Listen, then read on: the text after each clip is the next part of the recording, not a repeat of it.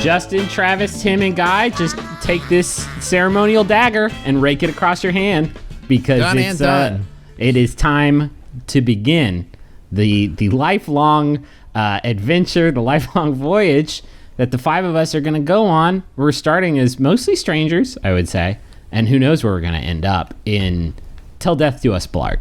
Hello, everyone. Welcome Hi. from Aotearoa God Zone, the little country that could. 3-time winner of the Webb Ellis Trophy. Yep. It's New Zealand here. Tim.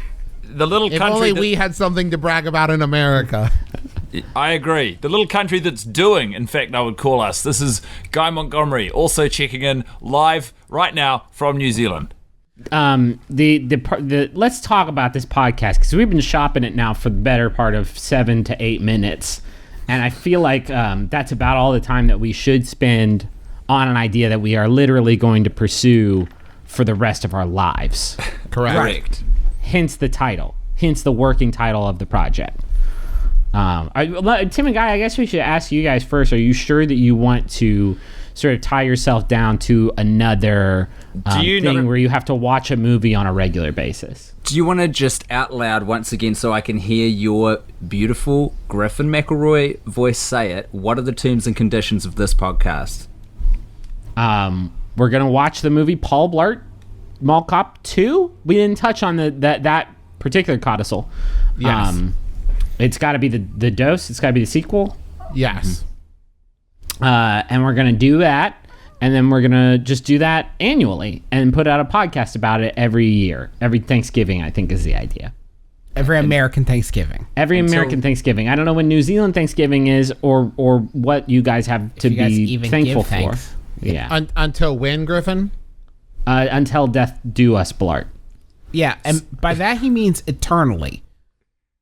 Until this is an eternal podcast that will last forever. If one of us beefs it, then we have to pass the mantle down to somebody else. This is an everlasting council of five, a pentagon, and every Thanksgiving we have to come together to fix the world's woes. And if you think it's going to be easy, think about this. Every time one of us dies, we have to find someone who's going to make a life debt, a life pledge to the movie Paul Blart Mall Cop. It passes to the nearest person at the moment of your... The hardest part of this is going to be 150 years from now convincing someone to transfer Paul Blart Mall Cop 2 into whatever format people are watching videos at that point. Yeah. Exactly. If we had the impetus for Paul Blart Mall Cop finally being available on Hollow Mind, then I'll be... What if they Paul Blart Mall Cop 2 becomes the definitive trailblazer? It is perpetually on the bleeding edge of technology. If there is a new kind of way to consume media, Paul Blart 2 is always the film that goes there first. It's and that's our legacy. And then porn. Yeah, it's the new pornography. Paul Blart, is that what the band The New Pornographers is all about? They made Paul Blart Mall Cop 2. Gang, do you think there are people who are listening to this who saw, the minds behind My Brother, Me and the minds behind The Worst Idea of All Time are getting together to collabo? This is going to be my new shit. I'm going to subscribe to it. And then they just heard me say that we're only releasing a single episode every year. Well, we've been very clear in the build-up because we don't want there to be any letdown. This is an annual holiday tradition for the whole family. Is there any salve that we can use to soothe their wounds, though? Because I feel like we're going to get a lot of tweets from people who are like, can't you at least do monthly? Well, to be fair, we are releasing weekly podcasts separately, so it's fine. And then once a year we get together and do one annually. They're fine. And also, I think the movie's, 93 minutes long? You could watch, a minute 45 every week until the next episode. You'll be ready. That's not a bad way to go about it. It's a good amount of Paul Blart Mall Cop to consume, at a time. And in every minute 45, you're guaranteed to get at least 14 to 15 jokes. Can I kick this off right at the beginning and say, I didn't hate it. Oh, fuck off! Well, I think a lot of it might have been expectation. That's because the first. I thought I was going to. That's the first opinion that is going to be posited on this eternal podcast. Is I didn't think it was that bad. I think that's a good place to build from. I said I didn't hate it. It was a bad movie. I kind of liked it, but listen. No, what the fuck? Yeah, I'll jump in this boat. Yeah, I didn't hate it either. Well, your guys' opinions are garbage because you consume garbage and have become part of the garbage pit. I wanted to kick the hornet's nest. Griffin's standing on his pedestal pretty early in this conversation. Yeah, right. The two of you just spend your time climbing this big pile of garbage every week, and then you've been sunken into the garbage. And I don't even think you realize how deep you are. You're like the garbage people from the labyrinth who pile the garbage on top of themselves. That said, I agree with you. I also kind of like the movie. Am I the only person who thought it was fucking filth? No, listen, it wasn't. Here's the thing, because we've got Guy and I come from a place where we have two sterling examples to contrast it against. And against both of those examples, one being Grown Ups 2, which we've seen at least 52 times a piece, and the other being Sex and the City 2, which we have now seen 38 times a piece, I can tell you it's not as bad as either one of those films. I know that's not a high bar, but it meets it. A lot of people don't know this. Those are actually the only two movies you have in New Zealand. So it's not really that impressive. Those are just the only two. We got and one Laserdisc of Cocktail, but you can't find a Laserdisc player anywhere. Laserdisc. We hide that information from our listeners in America because we don't want anyone to know we didn't think of an idea, that we just got painted into a corner and started battling out. I heard a rumor that in New Zealand, and actually in a lot of the EMEA territory, Sex and the City 2 is actually called Metropolitan Power Women 2. That's just like the title over there. Can you confirm that for me? In all nations except for Australia, where it's got a title so brutal, I'm not prepared to say it on this podcast. But it has the C word in it a lot, just in the title. Oh no! Can I why does that happen sometimes? Because the movie that had Kate Upton and the lady that was in Knocked Up that played oh my god, I'm tanking. Katherine Heigl. Katherine Heigl was the woman who's Leslie Mann. Yeah, and they were being cheated. This is a good anecdote. The details aren't important. The reason they do that, Griff, is because if a movie bombs in America, but they don't want anyone, it's like the shonkiest way to try and cover up a garbage movie. So if we're googling away the title of the movie, they're like, "Oh, they'll never find it." Little do they know, Google just redirects us to the American release title. In Europe, that movie was called Triple Alliance. And I think that's the best name for what was essentially kind of a romantic dramedy sex rom. In the plus column, you can remember that one. So that's got to say something for it. They did it with that Tom Cruise movie as well. It was called The Edge of Tomorrow, and then they renamed it. They just renamed it. Yeah, that was a different horse. That was a horse of a different and unsuccessful color. Can we rename Risky Business? Can we fucking start talking about Paul Blart Mall Cop 2. I want you to know, I also want to just jump right off the bat and say I had 11 solid laughs, and I wrote down every single one of them. I annotated every laugh. I would love to actually. The L next to a note stood for a laugh. C stands for a clap. Applause break. Standing eye. You're waking up your wife and child. Everybody get up! Did you see this movie? It was a good gag. So this, also a quick sidetrack before we get into the recap. Everybody's favorite feature of this annual podcast. Did anybody see Paul Blart Mall Cop 1? Nope. No. No. In fact, I watched the first 10 minutes and turned it off. Yeah, I think, Travis, you and I were in a hotel, and we watched the first 10 minutes, and it was so abysmally sad. I was like, no, I can't do that. And that doesn't hold a candle to the inciting action of Paul Blart Mall Cop 2. But what they've done in Paul Blart 2 is they changed the landscape. We're in a much more frivolous. We're in Vegas now. Baby. Not at the start, we're not, boys, because the opening 4 minutes of this film are potentially the most tragic. Horrific. Is it not the most savage? Oh, that is my first note. It is. First off, real quick. People should watch this first, right? Like, if you're going to listen to a podcast once a year. Yeah, because we're going to spoil all the good stuff. Yeah. You know what? Absolutely, I completely agree. Right now, pause the podcast, tune into Paul Blart Mall Cop 2. Have a whale of a time, by all means. This is pretty much us telling you, just before you listen to the podcast, have a good time on a roller coaster. If you were spelling whale WHALE in your head, you're about on the level of a Paul Blart Mall Cop 2 joke. Wait. Before we get into the content of the film, oh God. I do just want to point out that there were on my copy of the DVD. I don't know what you guys got. I actually went to a Redbox and rented it, and on the DVD, they had 6 trailers, and this is not a joke. All 6 trailers were films that had Kevin James in them. Wow. Well, they know their audience. There's probably not a lot of people who are like, I don't care for Kevin James, but Paul Blart really gets me. But like, it's statistically impossible. None of them were old movies. None of them were especially old movies to be on a Paul Blart Mall Cop 2 DVD. The 6th one was just Kevin James saying, "Could I have some money, please?" There was a Grown Ups 2, and I got sentimental watching that trailer. Nice. There was a Here Comes the Boom, which I can't believe that movie fucking exists. Oh, yeah. That's one where he's a teacher and his school loses all the money, so he becomes a fucking ultimate fighting champion. But it doesn't seem like it's pure comedy. Like there's scenes where he's like, I gotta do this for the kids. And he looks like he's punching and fighting. 6 movies, Kevin James in every one. This is my overwhelming complaint about Paul Blart Mall Cop 2. Yeah. Why are you into the overview?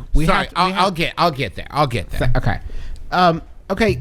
As Tim mentioned, the first 4 minutes of this movie were like the writers forgot what the continuity was and had to go back and in 30 seconds write something to set the table for this film, because it's the most savage fucking opening for any.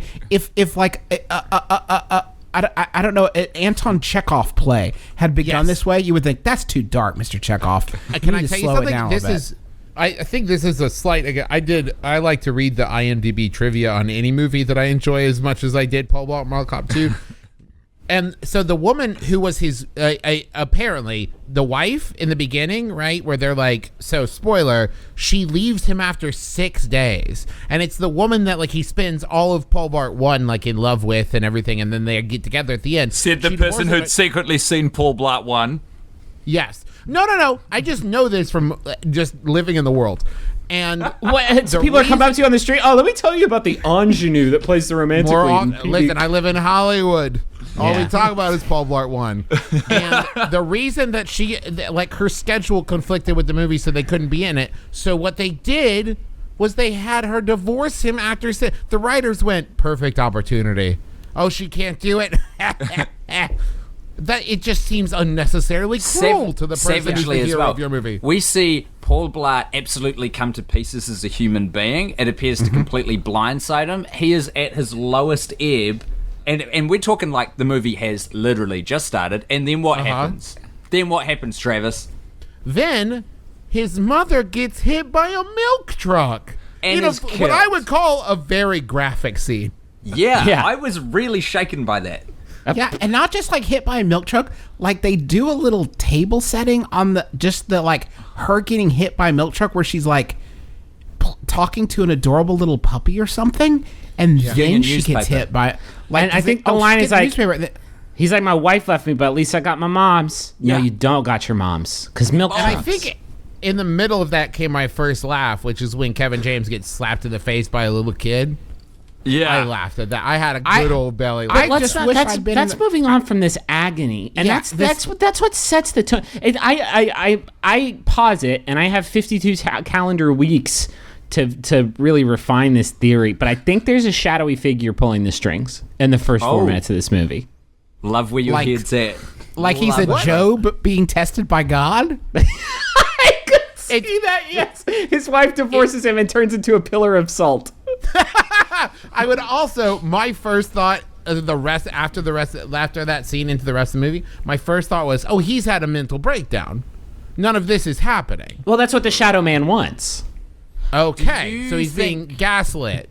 Hey, how about this? If we go even wider, that the Shadow Man is a straw man, and what was a Job story turns into a Cain and Abel story, whereupon God is putting the Shadow Man in charge of ruining Paul Blart's life, and that is a test on Shadow Man. But we don't discover this until Paul Blart 5. or dark Paul Blart 1. And that's when they find out that he never had a daughter. And that the whole time, it was just like a psychic implant into his head that was his daughter. I'm still working on it. I think it's undeniably that is exactly what the writers of Paul Blart Mall Cop 2 are going for. And then within 4 minutes of writing it, they were like, "Oh god, this is a different movie. This is a different one. The Shadow Man can't get to Nevada for whatever reason." I like to think that the writers wrote this and then they were like, "Well, are we sure about this?" And then one of them just pulls a cigar out of their mouth and says, "It worked for Up." Print it. I hate to bring the exposition to a pause for a moment, but we're going to be doing this for the rest of our lives. Can I suggest that we find a better way to refer to the film other than its title? Because Paul Blart Mall Cop 2 is a real mouthful. PBT. There's a lot of really complicated mouth shapes that go into like producing the sounds PBT. of Paul Blart. PBT. Paul Blart 2. Paul Blart 2. Paul Blart PBT. 2. PBT. All right, I like that. Or PB2 would be... Two's a longer syllable than T. Well, yeah, no argument there. It's nice to say. PB2. PBT. PBT wins. We're dwelling on it far longer than the saving in time will allow. We'll get it, guys. We'll get it next year. We'll get it in the next 150. Can I point out something real quick? I just want to circle back around because we didn't get a real firm thumbs up or thumbs down from Guy like before we began. I would like to say that this movie wrangled some good chuckles out of me. Did you legitimately laugh? Yeah, I laughed. Okay, I know I'm bounding ahead here, but the performance, I should know the character names. The mall cop, the chief mall cop, his wife, is an absolute scene stealer. She is Anna Gasteyer? Anna Gasteyer. Yeah. Holy cat, that lady is funny. Yeah, she's very funny. The best part about that character, no reason. She serves purpose. No purpose except to be hilarious. Yeah, but Travis, if you want to start fucking applying that microscope, we're gonna Listen, we will talk throughout this rug are gonna peel apart pretty fast. We can talk throughout the movie, Justin. This movie has the most Chekhov guns I've ever seen in an entire movie. Let's hold off on that because we do want to get to the Chekhov gun convention. Yes. The first time I laughed. So Paul Blart gets invited to a conference, a security officers trade association conference in this fantasy world, and there's a lot of like really juicy logic gaps here.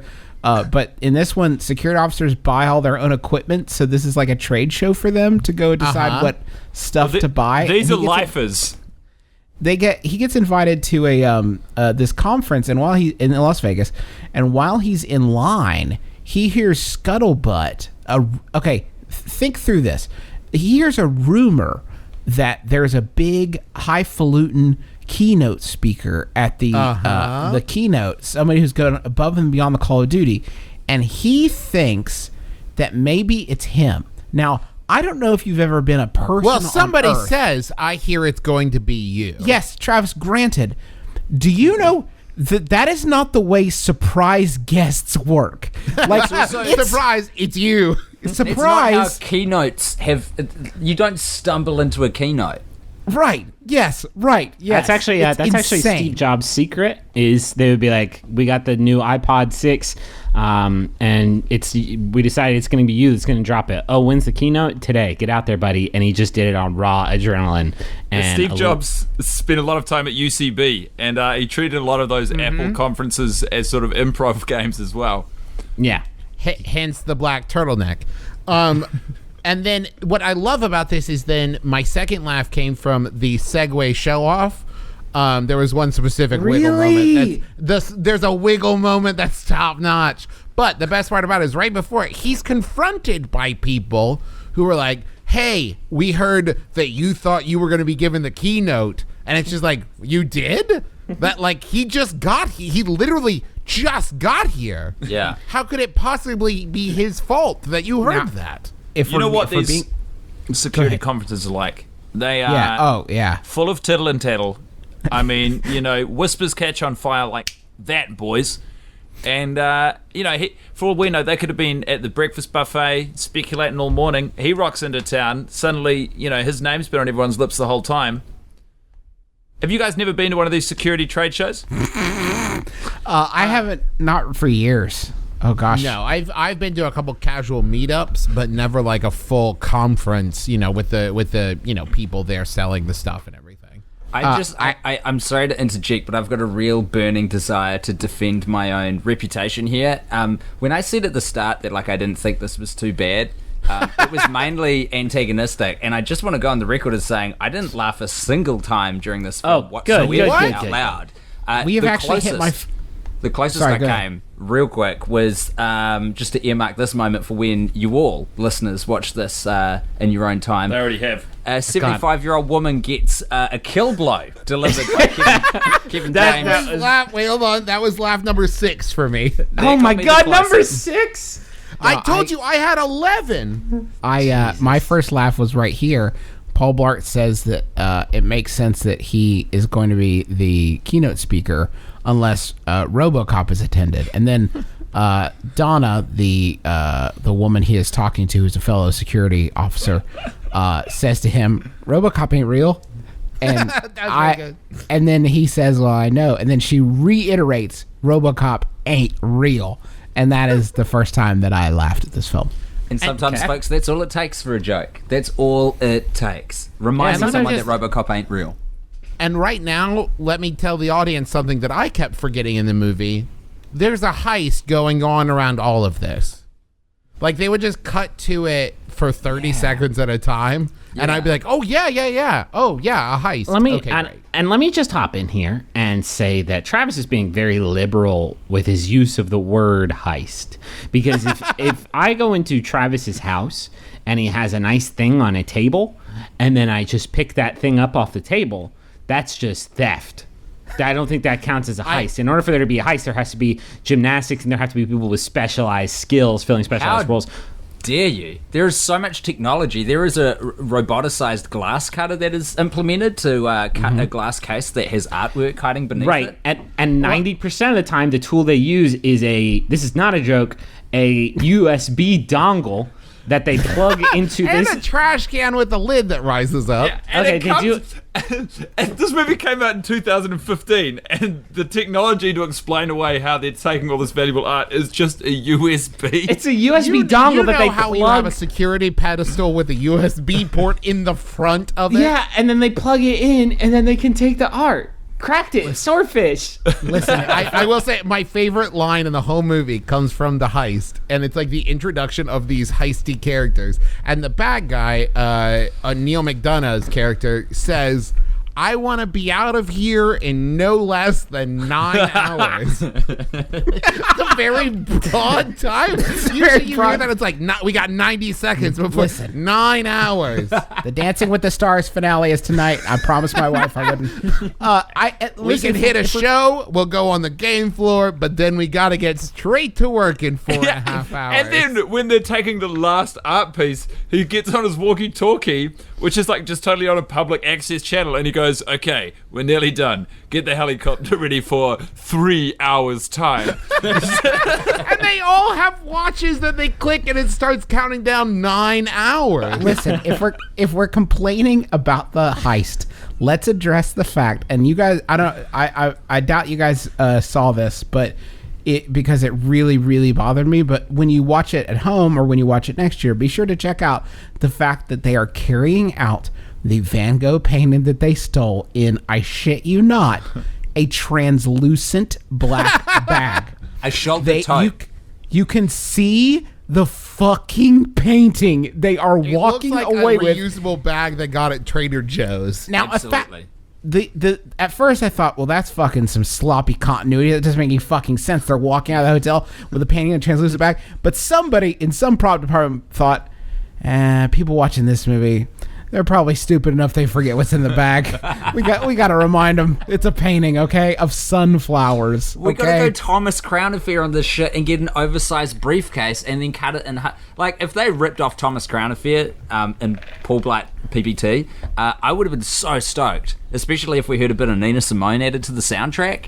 Man, that would have made my day. Because they tried, it was I felt like it was an attempt at making Ocean's 11 in certain parts of the film in the same way that you were trying to make cola if you had two ingredients and one of them was water and the other one was petrol. And all you had was just to keep, you're like, oh, it's not cola yet, a little bit more oil. Oh, too much, a little bit more water. Yep. Oh, no, that's not Coke yet, a little more oil. And you just keep going like that. Well, okay, you have hit on, and this, I think now is the appropriate time to talk about my overriding problem with Paul Blart Mall Cop 2, is that you are absolutely correct, because you have water and you have petrol and you have comedy and you have action, and sometimes Paul Blart is an amazing action hero. Yeah. And sometimes he is the most bumbling, and there is no kind of consistency. It's, usually you see that scene where it's like in the beginning of a movie, a guy's like really bad at something, and then you at least throw in a training montage so the audience is like, oh, this is why they're good at it now. Yeah. It's a beanbag. No, it's a beanbag gun. He finds a beanbag gun on the show floor, and then he like try it out. And he tries it out and he sucks at it. And then later on, he's like, no scoping dudes from like across the quad. Like it's like on the show Arrow, where if you have a conversation with a superhero, you within 15 minutes, you yourself do become a superhero. Hey, can it's we like a not contagious reference disease. too many cultural products? Because if this is going to be annual and people like want to catch up on episode 6 years from now, this won't make We're really going to date it. See, That's a great point. I was hoping that this would be like a little bit of like, I love the 2015s, right? Where people would listen and be like, oh, I remember Arrow. It makes me really, I just want to say super quick, it makes me really sad that Neil McDonough is in this movie because I feel like he's great, and he's feel really like good. He's always above, but like, if I got sad about everything that Neil McDonough was in, then I felt he was above. I would be sad most of the time because I feel like he always ends up in real blind alleys career-wise. It's almost like you're surprised, like if you found him at a kid's birthday party. That's how I feel every time I see Neil McDonough in a movie. Where I'm like, really, he's here. He commits invited. He commits the fuck out of this material, I will say. Yeah, he does. Yeah. And that shot where it's just him and Kevin James yelling at each other in the close-up, I enjoyed that. No, I thought that was cool. That was offensive. That was the laziest writing. That was like... Yeah, it was really bad. Listen, it was guys, really we're bad. not even there yet. We haven't talked about the trade show. Why do we feel bound? Why do we feel bound to do a plot synopsis? Everybody who's listening to this just paused and watched the whole movie. I know, but I think it's structurally, it's just going to be freeform jazz. Like we need some sort of direction. Maybe here. you get 5 musicians together. What do they play? They play jazz. They could be musicians from all walks of life, but you put them in a room at one time. That's jazz, baby. You get a stand-up classical bass player. You mix it with, like, I don't know, an oboe player. It's jazz. Did you guys think that the other thing that made me really sad about this movie, it's often kind of mean-spirited, specifically about Paul Blart's weight. And there's a lot of jokes to the fact that like he has trouble like even navigating, like he gets hung up like getting things out of his pocket because he's so fat, which is not really funny because like that's the human body that Kevin James has. Like that's the human body that Kevin James is like the camera's shut off. The camera doesn't add 110 pounds. Like Kevin James has to walk around in that human body. That's not very funny to me. You feel like the pitch from Kevin James was, hey, if you pay me $10 million, I'll let like a handful of actors body shame me in Las Vegas for an hour and a half. Yeah, I know. There's 4 writing credits. And I'll go one further. For $15 million, I'll write the jokes myself. His daughter's the one I feel worse for.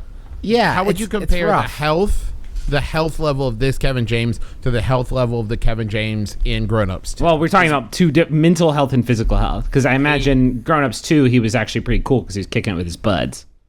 His mental health in Grown Ups 2, I feel, was like a lot better, but his physical health was a lot worse. Because in Grown Ups 2, he's kind of a cavalier guy. He's a small business owner. He's got his workshop, and as you say, he's just kicking around with his friends. He's not that dumb as well. He's got a weird relationship with his mum, but that's about it. And his wife. And this, he's like kind of. Travis is talking about the actor Kevin James. He was happier in Grown Ups. Oh, I'm sorry. Well, I think because Grown Ups 2, he's just hanging out with his buddies, and they're splitting the rap when it comes out. But this is Kevin James' star vehicle. But it's not, is it? Like, no one was trying. No effort was put in. To the movie? Yeah. I would say, actually, there was one actor who I'm surprised he wasn't nominated for some sort of award. And that actor actually squeezed out it was a full-blown guffaw. Squeezed it, wrung it out of me like a dirty dish rag. Now the old lady getting socked, I did enjoy that, but that was a whimpering smirk. The full-blown guffaw goes to the guy who was working in the warehouse. Yes. This scene is inexplicable and beautiful, and Myrtle was his name. His name is Myrtle. Understand? I need to paint a picture for everybody. Quick setup of this plot wise too, because I'm committed to this. If we're gonna bounce around, that's fine. Not just plot wise, but the act of viewing. Because I don't want to watch this movie any more than annually. And this annual viewing, I had food poisoning and I had a fever and I got up to diarrhea like 5 different times while I was watching the movie, and it was really bad all over.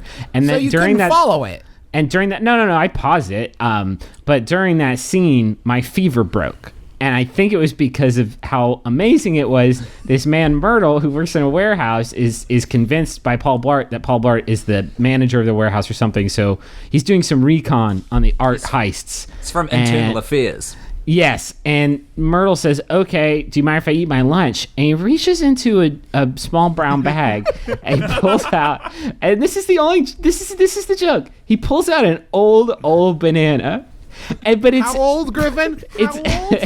It's almost black. It's almost been mummified. Any nutrients. When he peels the peel, it sounds like crinkly paper. And he just eats an old. Oh, guys, this banana's so old. So that is funny. And what's more is Kevin James actually was he the one who milked the guffaw out of you? No, here's why I really liked it, is that he didn't. It was one of very few jokes that Kevin James just kind of got in there and he made a yuck face, and then it showed the guy eating the old banana again, and it showed Kevin James one more time, he's like, oh, that's an old banana. And that was it. They got in, boom, bing, bang, boom. This movie belabors every fucking thing it does, like the scene where the guy gets tased, and they do that, like, is it still funny? Well, let's try it for the 36th time. Okay, just so I don't jump over my laughs. My third laugh was when Kevin James says, Judge Blart is now in session. It hits the bread plate and it flips up in the air. Because hear me out, he doesn't react to it. It flips and he just keeps looking at his daughter, and I laugh. And I want to be clear here, just so like my opinion is not completely blown apart. Every time I laughed, it was very scientific. I was taking notes and I would go, all right, you got me. And it was like the laugh had to like come from somewhere subconscious. I couldn't laugh on purpose. But that's because it sounds like you have a baby brain, where every time you see a moving thing move very quickly, you enjoy that. Griffin, I would counter argue that I only laughed 11 times in this comedy movie. I don't think that is statistically very good. But I will say my fourth one, so we don't skip over that. So there's a bird fight. There's a bird fight. The bird fight is good. The bird fight's good, but for one reason. The piano player. Okay, so he fights a bird. And an African crane. Thank you. It's an African crane. I looked it up. I thought it was a peacock, and then I thought it might have been an esprit, and I don't even know what an esprit is.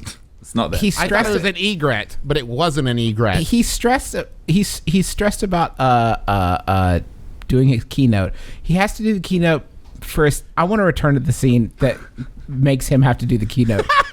Because it's fucking the craziest thing I've ever seen in a movie. Just for a little bit of color, the woman in that scene that you're describing at the bar, Adam Sandler's wife, Jackie Sandler.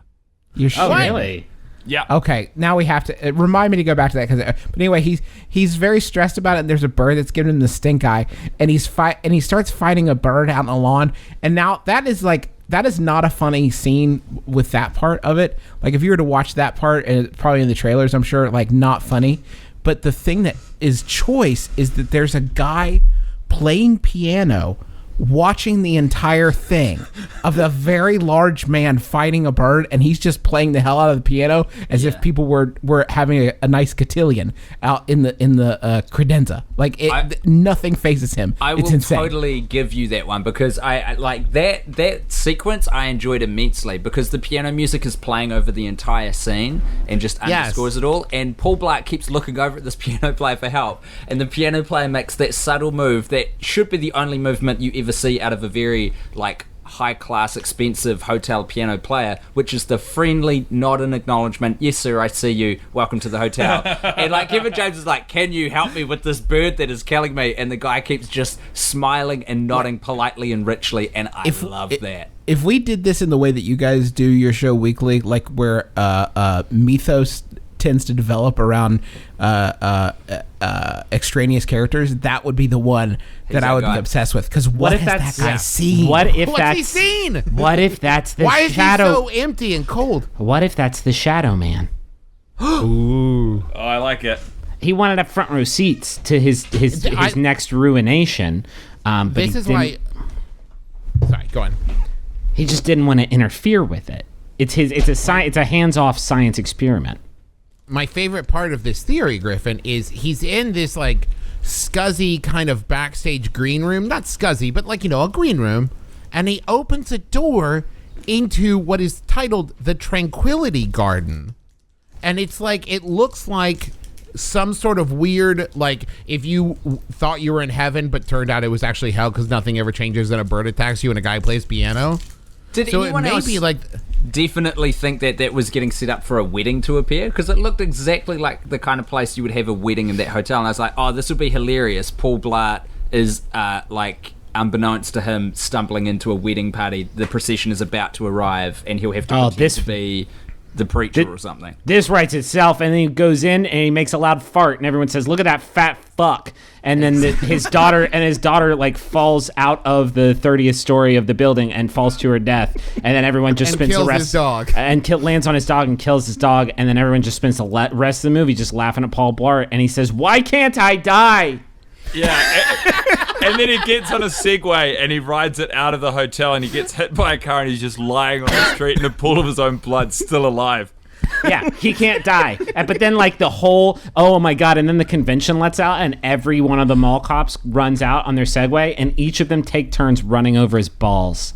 Paul Blart being immortal is not without precedent because a lot of people shoot at him and he's a big slow-moving target that doesn't get hit by a bullet once. I think he actually gets hit like 7 different times. Really? Yeah, that's not bad. I've got huge, just if we can move away from the Paul Blart the Immortal, which I think we can all agree is the most likely outcome. I had huge problems with the times at which the henchmen would decide to use their guns. Like, there was no rhyme or reason. Well, do you know why? I have an answer for you, Guy. These henchmen have only one gun. There is literally a line in which Neil McDonough says, "Give me the gun. You take care of them." He uses the gun, and then he leaves, and they all charge them with their fists. That is a because they only have one gun. I love it. Tim and Guy, could you go through since there's a Sandler connection? Could you go through the scene that we were referencing earlier? It's the fucking craziest. Was seared into my fucking brain. I was like, Jesus, because especially, and this is going to be another one of those things that dates it, but I just have been watching Aziz Ansari's new Netflix show, Master of None, and I watched this episode. You know him as President Ansari. There we go. Yep. Yeah. He used to be a stand-up.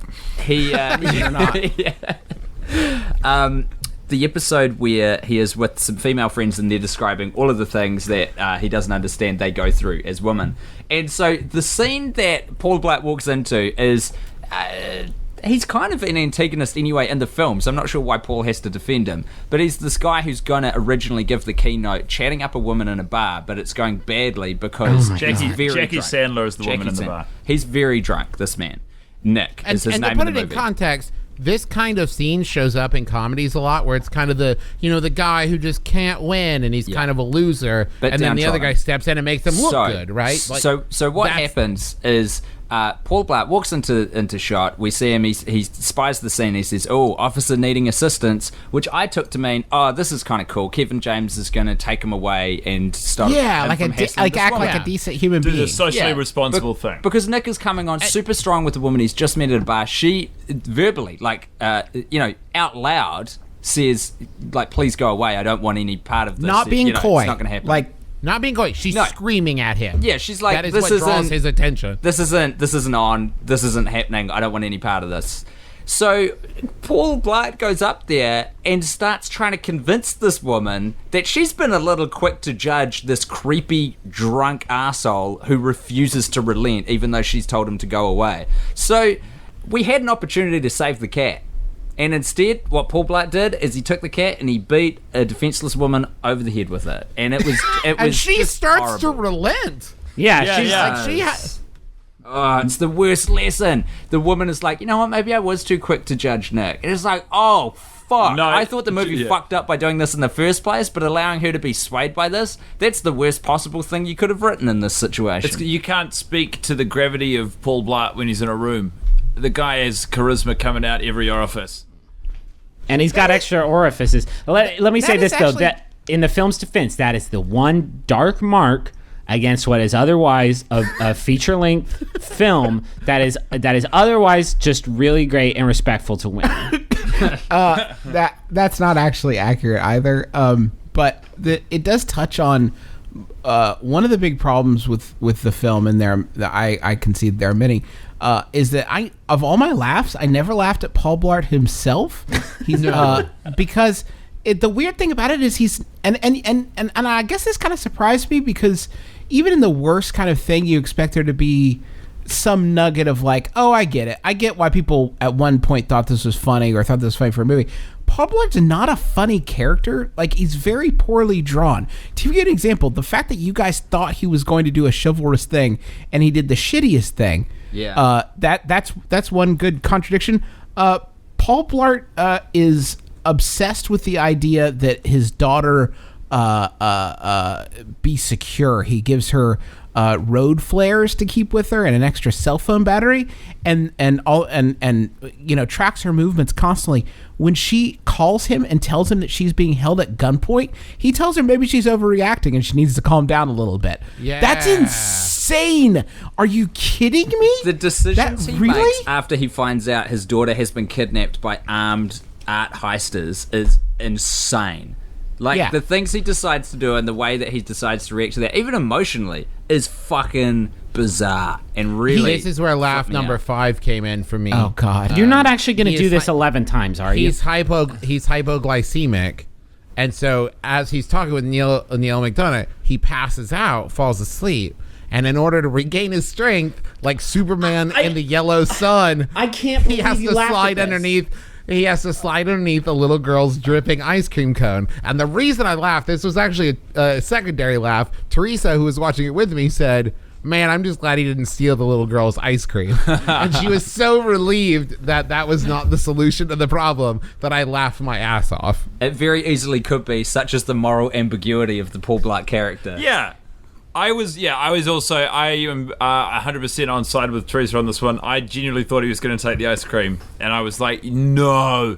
And then I just shook. I looked at it through clenched hands and shook my head as he just lay on the ground, as Kevin James pretty much just like Took a money shot. Yeah, like pretty much took a money shot. Yeah, with totally pink did. goo. Again, that's his real human body. That was really Kevin James, you guys. They really dripped sticky pink cream onto Kevin James's real face. That's his face that he has for life. This movie could have been 90 minutes of Kevin James lying on the floor while a baby dripped sticky cream on his face, and it honestly would have been about the same thing. Like, you really would have gotten it just watching that. And for 90 probably minutes. a bigger success. I would have seen it in theaters. It certainly would have been more, that would be something different, wouldn't it?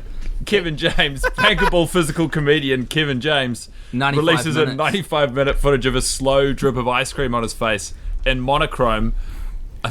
Buy us a ticket. It's just like that's where we're going, though. This is the way that Adam Sandler treats Kevin James, the way Kevin James even treats himself at this point. It is bear baiting to the max. Like, his next movie is just gonna be him treading water in a giant toilet while like hundreds of people take turns shitting into it. Like, that's gonna be it. We jumped over a weird, crazy plot hole that I wanted to touch on real quick because they do it twice with no comment. So there's this dude named Lane, right? That was like a valet or like a bellboy or something that like Paul Bart's daughter takes a shine to, Maya, and they hit it off, and he invites her up to a party in like one of the suites. And she says, "Is this your room?" And he says, "I'm friends with a bunch of the housekeeping staff, and they let me know when a high roller checks out early."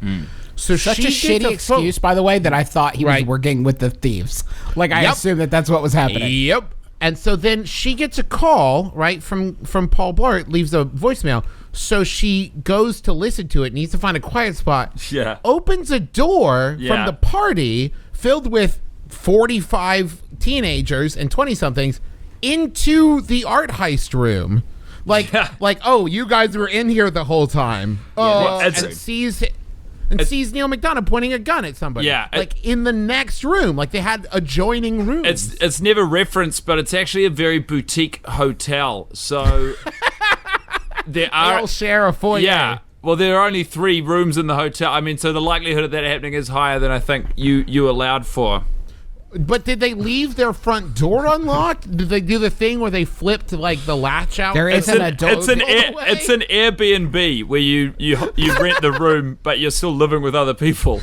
There isn't even a door. She walks past a hallway and looks in through like some sort of arch. Yeah. Like, do you not have houses where you're from? That's how a house works. What boggles the mind is that, from a filmmaking point of view, that's a pretty fucking easy fix. Put a hallway in there. You know what I'm saying? Right? You could probably do that in post.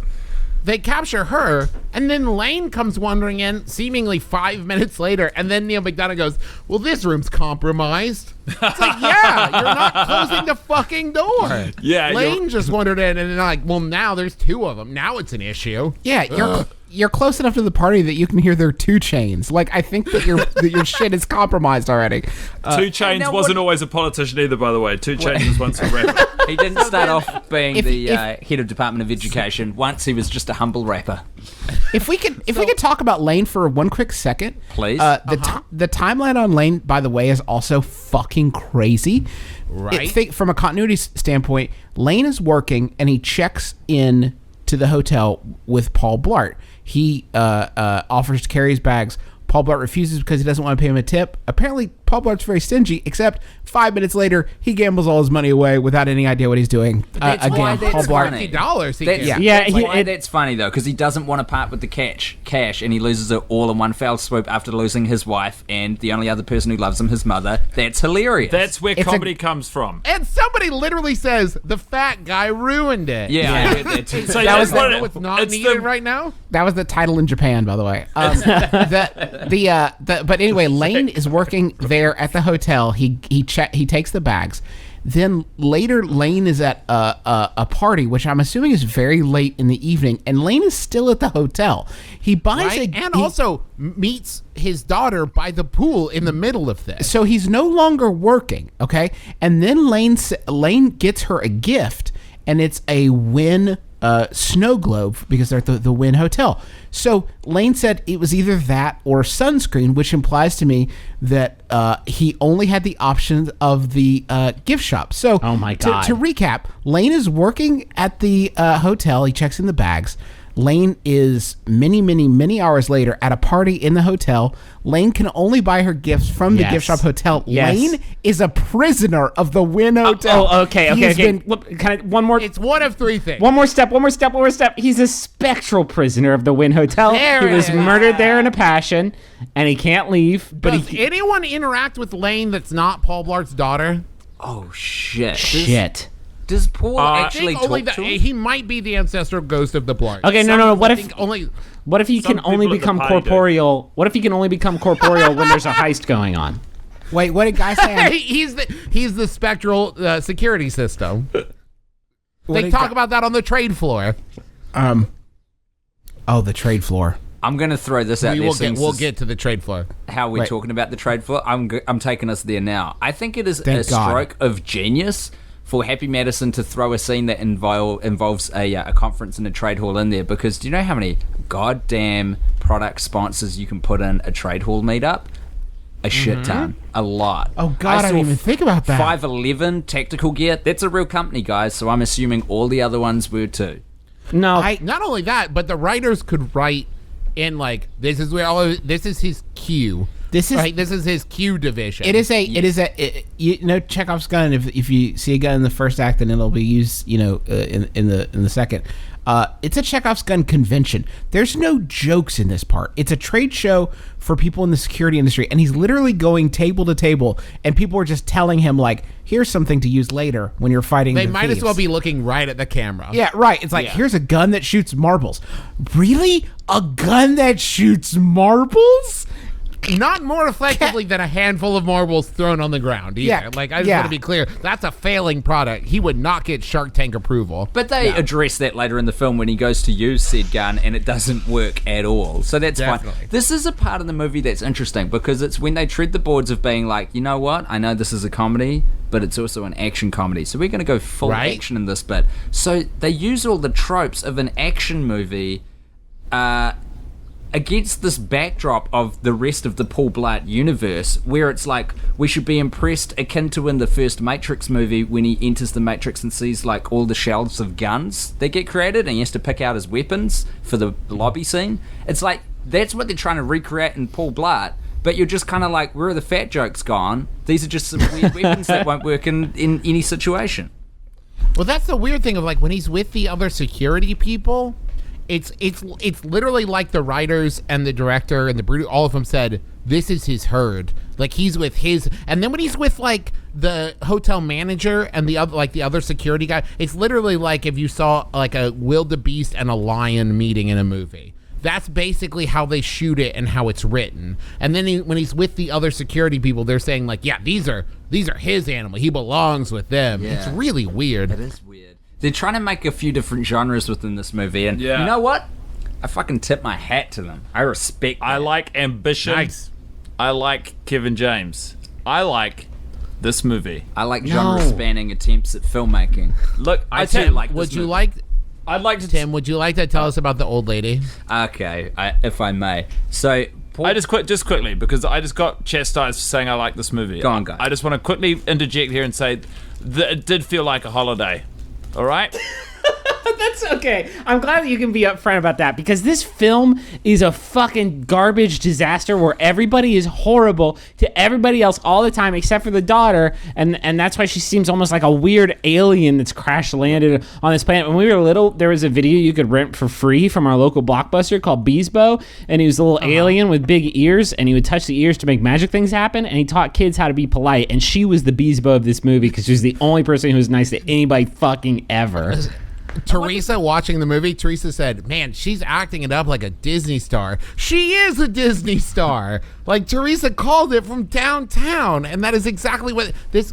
She does great. I just want to say, I love the daughter. I actually thought she was wonderful in this movie. I thought she was excellent, too. I really thought, like, legitimately hand on heart that she brought the noise. That's because she's a beacon of light piercing through the inky black veil of darkness that the rest of the actors and writing and words and action and thought and ego that goes into this film just casts around you. Lane is also a Disney star. He was on Wizards at Waverly Place. And he was in Grown Ups too as a frat boy. And I'd like to say their chemistry was on point. And now, having qualified the fact that I found this movie perfectly tolerable while I was watching it, I would like to throw the floor to Tim to describe the old lady. Yeah, I'm trying to remember the timeline. His daughter's gone at this point, right? Because he does a lot of... He does the ice cream thing. He's in their suite that they cleared out because it was compromised. He was exploring their suite, the presidential suite. He's in the bathroom. The reason why it's confusing for me is he does a absurd amount of fucking around knowing that his daughter has been stolen by maniacs. When he when he unwraps and eats the Hershey's Kiss. Yeah. Uh-huh. You're just in your head going, dude. Yeah. Dude, we need to go get your daughter, man. Like, those men have... Anyway. So listen, he goes into the room and he thinks he's sneaking up on one of these sneaky criminals that's kidnapped his daughter. So with cat-like reflexes, which are inherent with the Paul Blart character, he kind of death punches someone who he thinks is a baddie but turns out to be a 75-year-old housekeeping woman, and she falls to the floor kind of groaning and moaning, and I laugh because the ensuing exchange is the closest I came to a real laugh in the film.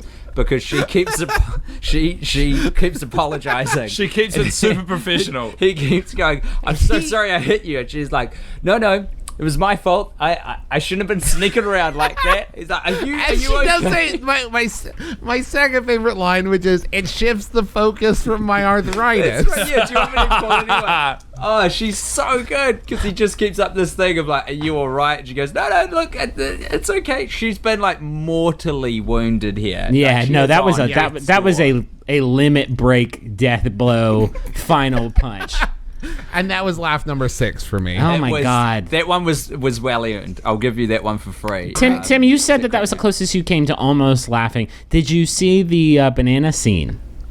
The banana scene was good. That was one of those scenes where I could enjoy the humor from an intellectual point of view, but it didn't elicit that kind of belly laugh. This launches More of a thinker, launches huh? into More of the- a thinking joke. I was like, This bananas launches into- inherently funny. Old bananas even funnier. Yeah, who's thinking of this? Who's writing this stuff? I wanted to say that was a Sandler note right As there. long as we're that was copping to 1,000% a Sandler Yeah. note. as long as we're copping to laughs, I want to get the last one off my chest, so that way I can be clean of my sins. There is a very early scene actually. It's not where, a confessional, bro. I mean, I've got 5 more. Okay.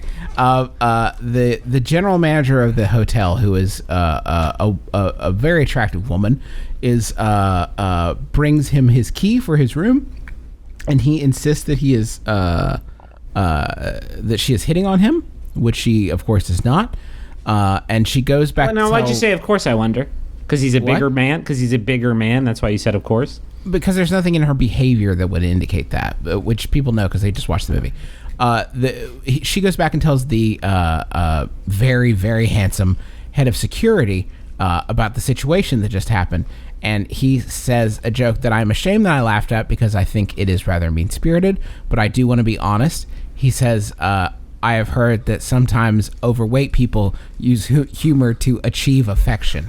And that only made me laugh because of the very clinical way the line was written.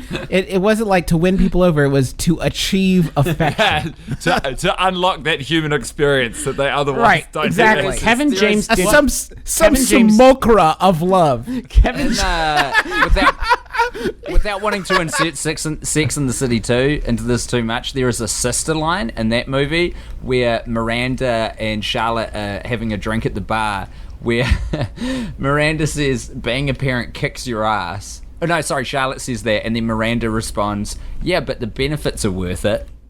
Which is the most clinical description of parenthood that has ever been put on But the celluloid. difference is, I feel like the self-awareness of the whoever wrote the line for Paul Blart was higher than, like, I feel like for the Charlotte line in Sex and the City 2, the writer was just like, okay, we'll just put down this line that a human being might say, or we'll just like put in what This we will want forgive into this everything random else. word generator, No, and we'll amend it later. The overweight people do that for affection. Kevin James didn't sleep the night that he wrote that line because he had to unpack some shit. Yeah, because he had just turned on his entire people. He had become a Chunkle Tom. Hey, can I just say, Justin, we have No, I love it. Don't you take that away from Justin. That was nice. So, he punches the no wait. I heard Tim or Guy start to posit a thought. what I want to we were going towards a point which is the woman and the heading on Paul Blart and whatnot.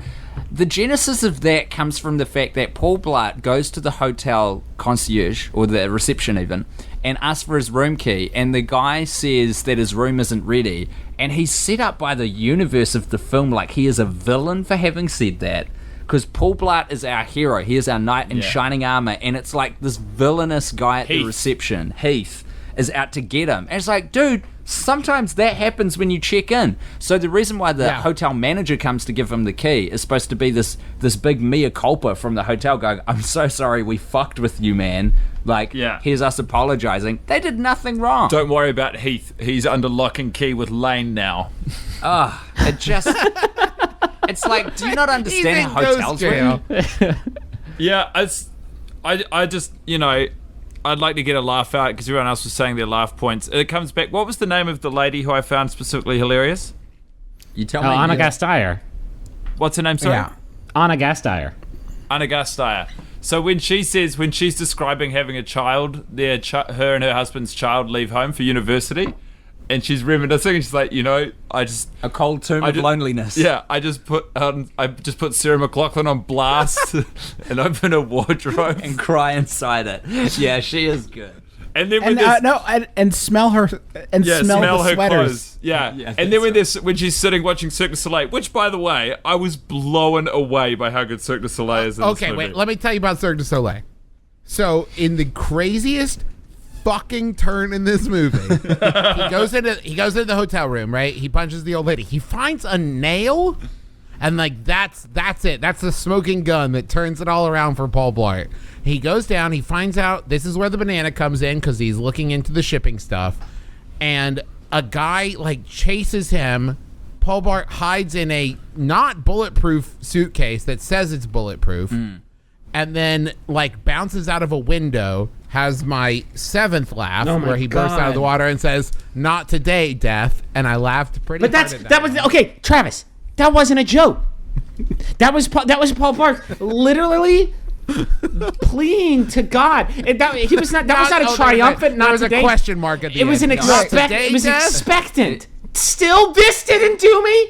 This McElroy's what that was a desperate plea from the film to make some bumper stickers, some t-shirts, some caps, whatever. That is the most and they obvious won. grab. I would at a wear that slogan. shirt. Wait, I want to hear what Anna Gasteyer did during Cirque du Soleil. Oh yeah. So then they go into Cirque du Soleil, right? Yeah. And basically there's a dude chasing Paul Blart for he just sees Paul Blart who's dripping wet from falling into this pond and pulls a gun on him. Like he doesn't know that he's Paul Blart. Well, he doesn't know that he knows. You haven't been following the subtle clues. It's because he's fat and he hates him. Okay. So then he's chasing Paul Blart. Paul Blart stumbles into Cirque du Soleil. Stumbles in. Like gets to the entrance, and the only option is to enter the show with angel wings on. Crowd. He puts angel wings on. Wings. Interrupting Cirque du Soleil was a big part of the movie pitch that got it over the line in the first place.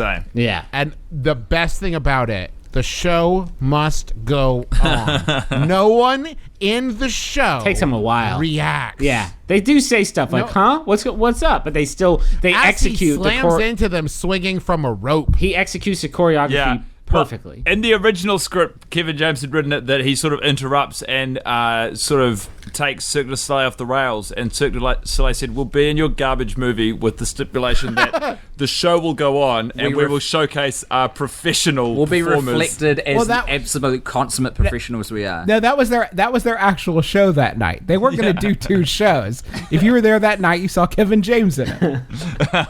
That would be what would push in real life, going to see Cirque du Soleil. If Kevin James did appear in it, that would be what would push a great night out at the theatre into a whole new sphere. The kind of garbage people who take their family vacation to Vegas, which is an excuse for dad to get sourced and spend the holiday money on the slots, that is exactly what I would expect. They would be so excited to accidentally see Kevin James interrupt a Cirque du Soleil show. Let's be honest. Who in this metaphorical room wouldn't? Your whoever, your friend, your uncle drags you to Cirque du Soleil. What? That's Kevin James. You're not gonna go. Well, no. Listen, if Tim and Guy see Kevin James somewhere where they don't expect him, they're gonna assume he's coming for them. Yeah, to high five us and say, "You guys are on my level." We actually recently found out that old Patty Schwartz knows what we're up to, which is nice. Oh fuck! Yeah, because that dude's on you. Yeah, permanently in tattoo form. But look, so what does Anna Gasteyer do? Yeah, all of this is prefaced to how hilarious Anna Gasteyer is, no matter what the circumstance. So she's sitting next to her husband, who's been written like a pretty bit, like a not a very meaty part, but he's still. And the key to her being so funny is there's no exposition on her, and this happens with every movie that Tim and I watch repeatedly together. The less the exposition, the better the backstory you build for the character, or like the more, the less opportunity you have to dislike them. And she's sitting there, and her husband says, "Is that Paul Blart?" And they agree that it is. And then he says, "I couldn't do that," because she's like, "I'd like to see you up there," which is funny. And he's like, "I couldn't do it because of my hamstrings." Yeah. And then she, this is off mic. This is just improv, I'm pretty sure. She's like off mic going, "Oh, I know," and patting him on the back. And it's the commitment to the character of the wife, like so reassuring that, yeah, you do have those short hamstrings. Like, I know we'd both love to see you up there, but it's just not for you. You couldn't pull it off. I know this has been your dream for years. Like, just that really tickled me. I actually, full honesty, I went back, I watched it twice. Did you? Yeah.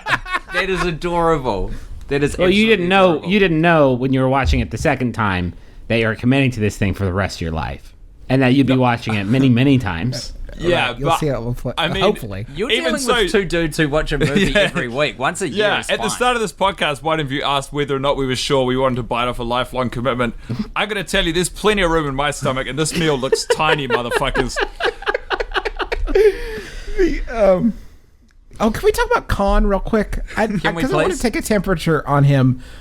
He is. It took me a second to remember because of the rich tapestry of secondary characters in this movie. Which one you were talking about? Now, Khan is an Indian man, and a lot of the jokes tend to sort of revolve around the fact that he is foreign to the culture. The first time we meet him, he comes over, and this is Shelley Desai, by the way, if you are curious about this gentleman's name.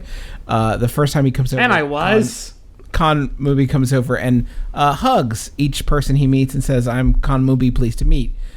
Which the only joke there is that he is not American, which is not particularly funny. Later, there's a big fight between the security guards and like a lengthy fight. Between the security guards and the bad guys, and in this fight, Khan shows up out of nowhere wearing a cape. Yeah. And Neil McDonough points out the fact that he is, you brought a superhero. Why is that guy wearing a cape? And they asked him, and he says it's because he came straight from a haircut. Yes. And that was pretty good. I thought that was pretty funny. choice. I want to couple that funny moment with the open Paul Blart moment, which is when he hugs Paul Blart the first time. Paul Blart says, "I really needed that," or something to that. Oh, he effect. did. Yeah, He did. He So then he hugs him again. A He cry just for lost help it. in plain view. He lost everyone. He said the first thing he says is, he's like, we're going right in there. And then the second time he says, "Oh, you warmed me up for the second one," which I loved. I think that's because he hugs him twice in a row. And Pretty let's just revisit how full on it is when Paul Blart's mum gets hit by a milk truck. I didn't see it coming. The tone of the movie doesn't suggest it's going to happen. It's kind of like terrifying when it does. It really hit me hard. It's very jarring. And it was very much. And then in the I guess what you could say, sort of one of the emotional climaxes of the movie, Neil McDonough doesn't try to kill Paul Blart with a gun like he should because he has one. He instead tries to psychologically destroy him by pointing out the fact that he has one thread connecting him to the rest of humanity, and it's his daughter, and she's going to UCLA for college. And not only that, but you've just made me realize, literally just this moment, realize that in this movie, the fact that he lost his wife after 6 days and he lost his mother to a milk truck does not have any effect. You could have written this whole story just based on like his wife stayed home and him and his daughter. But it's not. went. No, you couldn't, because the story is I mean, we're only half kidding when we say the story is about destroying Paul Blart. There's a scene. There's a scene where his daughter sneaks off to hang out with the ghost boy, and when Paul Blart comes home, he is sure that she has been kidnapped, and so he calls up like the security for the hotel, and they bring some cops in, and they're listing off. Does anybody not like you? And he's like, no. And he's like, well, who else do you have in your life? And he's like, he said the line that he says is, "Does anyone love you?" Yeah, that's the payoff. Right. You got a kids? Yeah, just the one. She's missing. You got a girlfriend? No. God, does anybody love this guy? Like, shit, dog, that's ice cold. Yeah, man, he's a cop who's just met him. Like, Paul didn't do anything to him, and his daughter's just been kidnapped. As far as he's concerned, here's a cop who's walked into a kidnapping and just starts railing on this fucking dude. Yeah. Now, it is a kidnapping, by the way. The only context they are given is that his adult daughter is not in the room when he thought she would be. Like, based on that. They even say, like, we usually wait 24 hours. Then why are you here? What are you doing You here? drove all the way there. They're police officers, not just that's hotel true. security. They're police officers there. All right, well, I'm going to move this forward because what I want to say is that I think it is absolutely insane that Paul Blart, when they are doing that kind of psychological takedown of his character vis-a-vis our film's villain, what's his name again? Neil Neil McDonough. I don't know the character name. Yeah, no one does. I don't even know if they named him in the film. But he's a cool guy. Oh, you know what just popped in my head? It's Vincent. We should call him Ocean's 14. So Paul Blart starts hammering this dude while he's got a gun to his daughter's head.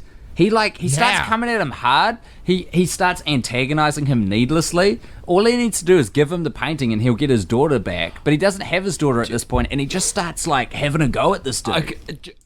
Yeah, he's cold and dead inside. He's not afraid. It's crazy. Ocean's 14 is a model of ineptitude. So he's doing this big art heist, and while it's a miracle that he got away with it the way he did, they're doing this in plain view. His henchmen are literally running around with guns in front of all the other patrons at an Airbnb with gun and fake guns, translucent theft bags. Yes, they're doing it. They are so close to getting away with it. What do you do if you're doing this art heist? You take the art, you get it in the chopper, you kill the hostages because they've served their purpose, and you leave. You don't take two 18-year-olds with you in the chopper to deal with for the rest of your life. Lane. What is his fucking end game here? Yeah. It is apparently not to kill them, so we have to he's going to enslave them? Guys. He's going to teach them his ways like the Dread Pirate Roberts? At a certain point, I kept waiting for Neil McDonough for Ocean's 14 to just say, you know what? Never mind. Let's just go. They've seen our faces, but this has been a lot of trouble. I've just realized that scene where they're having the psychological smackdown and they're just yelling stuff, and it's really lazy writing because it's I'm so crazy I would play a trombone on you. They just got them to improvise G-rated put downs for each other. Yeah, and it was so bad. 5 of them each in the movie. It was. But terrible. I thought that was a crazy scene because, as Justin pointed out, Ocean's 14 did have a gun that he could have shot Paul Blart with, unless he knew he can't be killed. And if that's the case, that this is the only way you have of injuring the eternal Paul Blart. A further wrinkle, Lane, the detainee at the hotel, also can't be killed. He's the ultimate artwork. He's part of the heist. Oh my fucking lord! Because you can't grab him because he's ethereal. So you know how much a ghost goes for on the open market? And he can only be what's the word? That fancy word? Corporeal. Yeah, only around those 11 pieces of art. Exactly. Oh my God! That's they why contain the shards of his. Because one part of him is in. Yeah, they're his Horcruxes. That's the word I was looking for. Oh man. Maybe his daughter was a. Maybe his daughter was a ghost too, because she also got hit by the milk truck. How's your day, Paul Blart? Not very good, it seems like. Oh my God. I'm glad you asked. That would change every time he was give me my daughter. What are you talking about? So, I guess. listen, I want to do a quick roundup here because I feel like we've explained a lot of the problems I had with the film, which was Paul Blart's perceived imperviousness to pain. He gets hit very hard by cars and stuff. So he can't be killed. That explains that for me. The cars, by the way, I do have a note on my phone where I was taking notes in the Notes app in my diuretic fever dream, that the cars in this movie are all very clean. I took the time to write that down. When you enjoy your watch, clean cars. Let me I'm going to run through my laughs real quick. Right. Oh, God. Okay. God, no. Tim was about to close. 8. Tim was about to put a nice bow on it. Can you save him for... Wait, Trav, can you just save him for a year? No, I'll forget them. So he comes off of Cirque. He stands in front of a giant fan and screams. That was number 8. Jesus, that sucked. There's a whole running thing where Mini Kiss is performing at the hotel. No. And there's a great 10-second scene. Can I guess what your laugh? Can I guess what your laugh is? Is your laugh when he says, "Do you guys play Beth?" And they say, "No, we don't play Beth," very sheepishly. And then one of them says, "I told you we should play Beth." And the other one says, "Not now, Frank." Yeah, that was a pretty good moment. Bad joke. Boo. Number 10, the third taser out of 6. No, there were not 6. There were 75 fucking tasers in that scene. You're a dunce. But the third time he does it, I laugh. You make enough of a living off our comedy podcast that I could safely call you a comedy professional. And you're talking about these things. And then the 11th, the final one, is when he references the good security guy at the hotel and says, "You should be with him." Oh, he's full on crying. And it cuts back and he's just bawling. Oh my God. I laughed pretty hard at that. You're an interesting guy, Travis.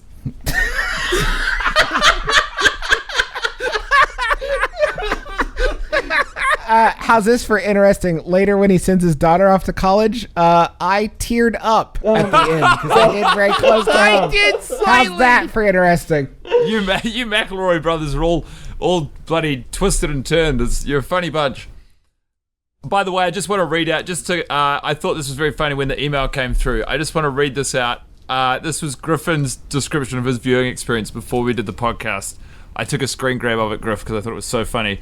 Just FYI, I had food poisoning all day and watched the movie in the middle of a diarrhea fever dream.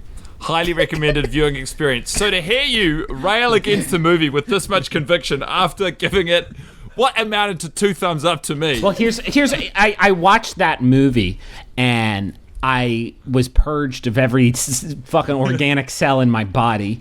And my fever broke during that good banana scene, but then I got sick again later that night. Fuck you, Paul Blart 2. You have no staying power. I thought you'd imbued me with some of his eternal magic that the Shadow Man so desperately wants to get his shadowy hands on. But no, you couldn't even spare a fraction of it. Tim, can you please? Oh my God! No, please let Tim tell his point. No, Tim has a point, and he's been trying to make it for a while, and I want to hear him put a little. Oh, listen, this is gone, baby. I was just trying to kind of wrap everything Someone together. had a big question for Tim, though.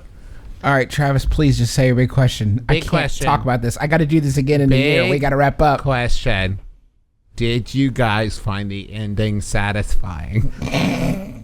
What you mean, where he gets hit by a horse? Okay, so listen. Well, no. I mean the whole ending. Yeah, spoiler I'm alert. surprised laugh number 12 was not the Paul Blart being kicked by a horse across the street. I left myself open to it, and it didn't happen. Do you know? Like I said, is this a laugh moment? And it wasn't. It could be that it was in the trailer very prominently, that last Brothers shot. McElroy, do you remember the bit where they're toying with the idea as screenwriters, using Paul Blart as their surrogate on screen? They're toying with the idea of him not letting his daughter go to UCLA and making her go to that polytechnic. I thought legit they were going to stay with that. Because I just don't know what to make of the character of Paul Blart. He does shitty things. Even though he is supposed to be the hero of this film, he's done so many shitty things at this point that I was like, oh, he's stopping his daughter fulfilling her dreams? Yeah, that sounds about right for Paul Blart. Sounds right That's for the Paul. Blart I've seen for the last hour and a half. Paul Blart is the story of a man who has everything go wrong in his life, and it's pretty much you're profiling a man trying to holiday at a work conference in deep emotional turmoil. I think, and it's pretty much like an hour and a half of physical humor. Just if by some miracle you haven't already watched it at this point, you'd be better off to just go on YouTube and look up like a Kramer supercut or something. 90 minutes of character Kramer. I just do like the work that we've put in over the last hour and some, though, boys, because as I say, we've established why Paul Blart doesn't appear to be affected in the long term by these cars hitting him, why bullets cannot hit him. He is immortal. Just to rehash that point, we have established why Kane is in the movie whatsoever, because he is the final piece of artwork, a spirit. Should we be reaching out as a collective, as Till Death Do Us Blart, to Paul Blart Mall Cop 2 as maybe the official sponsor of the podcast? Because I'm pretty sure this is the only media or like anything in the world which is promoting and telling people to go out there and watch it. Sonic's doing their level best. I don't think we should limit ourselves, because this is going to be, it's scarce. Like the amount of time offered, this is the Super Bowl of podcasts, in the sense that it only lasts for 90 minutes once a year. That's like so the true. Super Bowl does. The Super Bowl is, we have this thing called football, which is where like big old men just run into each other real fast. And Okay, well, here's what I'd really like to do for us to put a bow on this. All 5 of us now, gentlemen, we are going to show advertisers the potential of this idea, this annual PPT watch. We're going to come up with our own little 30-second spot so that advertisers can get a little taste of what could be all theirs, right? Make up a company, make up a product, and sell the shit out of it to give them a little Do we taste. have to make it up? No, I mean, it could be a real thing that you could just... Then let me segue into this. Oh, fuck. Tasers. No, wait, shit. Fuck. Does it have to be Paul Blart related, or can it just Absolutely be not. No. Just something that'll make us money. Something that advertisers can hear on here right now and go like, that's kind of related to what I do. I could see this being a very profitable way for me to spend my advertising and marketing dollars. Okay, let me try. You ever get a little hungry in the evening and you reach for a can of hearty, satisfying Campbell's Chunky Soup? Well, imagine if that Campbell's Chunky Soup was a human being. That would be Paul Blart 2, a movie. Please go buy more Chunky Soup. It's like Paul Blart in a can and edible. That is a terrifying spot. I will take 10,000 of your product immediately. Sold. Do you know what the best match for us in terms of an advertiser is for this? Just roll it. Give me the ad. Don't give me the pitch. Give me the ad. So jingle, like the sound of bells in the background, Christmas bells. Christmas. It's a busy time of year. Forget to give that Thanksgiving turkey sorted. Well, don't worry. Here at Turkey to Your Door Limited, we've got pre-cooked turkeys coming straight to your door. If you're listening to this podcast, that can only mean one thing. It's Thanksgiving. The holiday season can be tough for families, and all they really want to do is eat a turkey. So call us up. We'll send you a turkey. Who likes turkey? You do. Let me segue off that. Let me segue off that. The holidays can be a really tough time for families. Hi, everyone. It's me, Griffin. Oh, boy, I'm right there with you.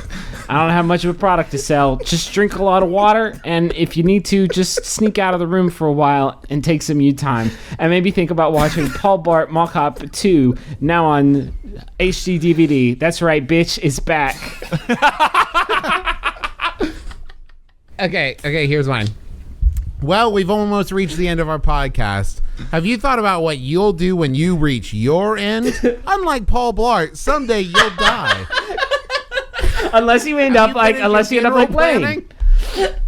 Unless you end up with Lane, at which your body will die, but your spirit will continue to haunt the halls of the Wynn Casino. Which is the opposite of Paul Blart. Now I think about it, because his spirit is long dead, but his body shambles across the face of the earth as it will until the death of the universe. So when the Wynn Hotel is demolished and you see one very old man outside shouting, "You can't! There's a ghost in there! You're gonna kill him!" What about Lane? Did anyone check on Lane? Griffin, can you bring us home, Griff? Can you just wrap this thing up? Hey, wait a minute. I haven't done my ad. Okay, Tim. Yeah, do your ad, Tim. Sorry. Hello, it's Governor Tim speaking. It's me from the future, and here's the thing, folks. We're on the cusp of great social change in this beautiful country, which I've adopted as my new native land, America. And what I'd like to say is, we got to legalize the heck out of cocaine. Remember all that time we spent when we said that marijuana was a terrible thing, and then we legalized it, and it turns out it was a great idea? Let's go further, America, because I believe we all have it in us. Cocaine. It'll make you feel like a Paul Blart of a man or a Lane of a spirit. Pick your pick. Hi, Vote yes on Proposition 48. I'm Tim Batt's business partner and life partner, Guy Montgomery, from Turkeys to Your Door Limited.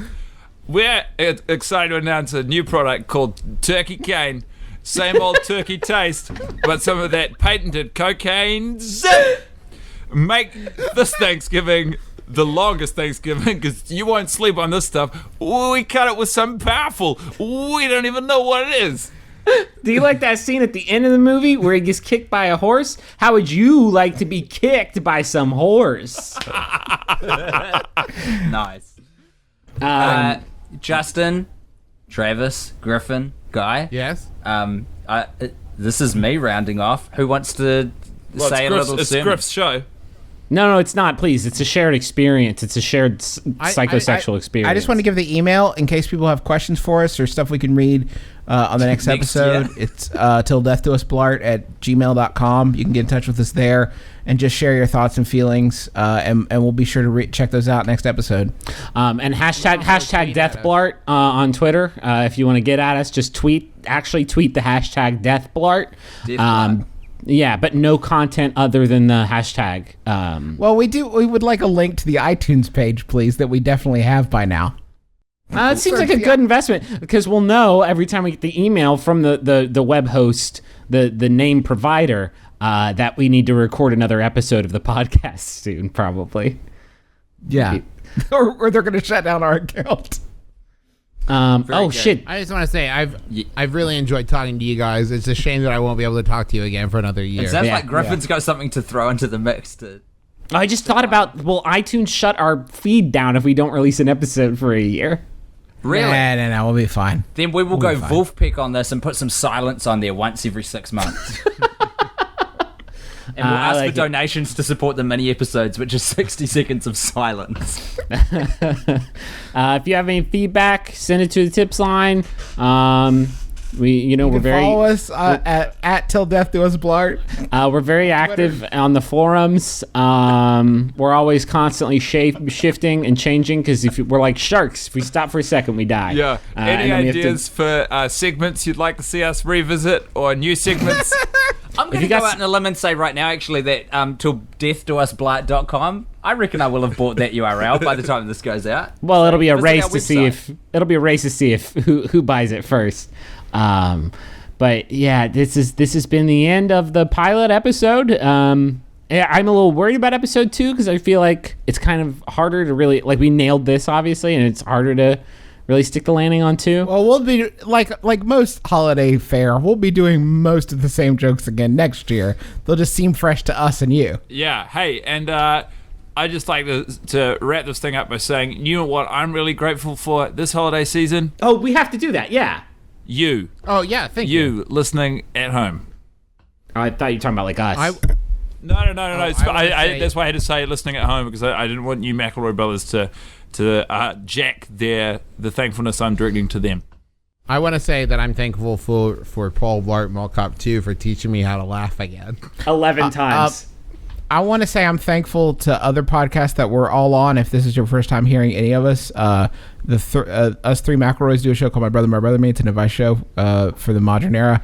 And our friends from New Zealand, Tim and Guy, do a show called Worst Idea of All Time, where they have watched Sex and the City 2, I'm told, 38 times at this point. It's a very long film. Before that, they watched Grown Ups 2. And that's a much shorter film, and I think it was better for them, as somebody who cares about them deeply. But you can listen to all those on iTunes. I would like to say that I'm thankful to my domain provider, because I've just bought fucking cool, quick. I also just signed up for Till Death Do Us Blart at Gmail. So okay, perfect. cool. Now we can never split up because each of us have half of this best friends forever necklace. Every year, prenup, boys. Every year we snap the two sides of the pendant together, and it weaves a spell that allows us to talk across oceans and continents. And now, Griffin, give us that famous sign-off line that you do every episode. Not today, Death! See, it works because the 5 of us are still alive to record another episode. Pois agora eu vou recomeçar. E daqui pra frente eu vou